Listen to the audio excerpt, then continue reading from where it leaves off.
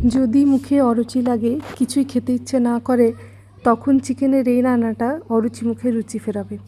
এর জন্য চিকেনটাকে নুন, হলুদ, টক দই দিয়ে আগেই মাখিয়ে রেখেছিলাম। একটা পেস্ট বানিয়েছিলাম, যার জন্য দিয়েছিলাম টমেটো, আদা, রসুন। কড়াইয়ের মধ্যে সর্ষের তেল গরম করে 3টের মতো পেঁয়াজ কুচি কুচি করে কেটে নিয়েছিলাম, সেটাকে ভেজে নিয়েছি। এরপরে আদা, রসুন, টমেটোর পেস্টটা, হলুদ আর চিনি পরিমাণ মতো দিয়েছিলাম। কিছুটা জল দিয়েছিলাম যাতে পুড়ে না যায়। এরপরে দই মাখানো চিকেনটা ঢেলে দিয়েছিলাম।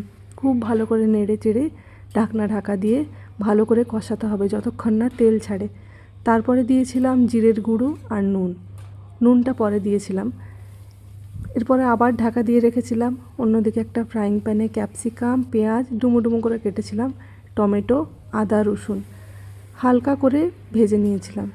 এরপরে ঢাকনাটা খুলে ওপরে কাঁচা লঙ্কা বাটা, পেঁয়াজ, ক্যাপসিকাম যে টুকরো করে ভেজে রেখেছিলাম সেটা, আর বেশ অনেকটা প্রায় 2-3 চামচ বা 4 চামচের মতো গোলমরিচের গুঁড়ো দিয়েছিলাম। ভালো করে তেল ছাড়লে কড়াই থেকে নামিয়ে নিয়েছিলাম। এরপর আমি সার্ভ করেছিলাম এটাকে রুটির সাথে, আর ছিল পেঁয়াজের টুকরো।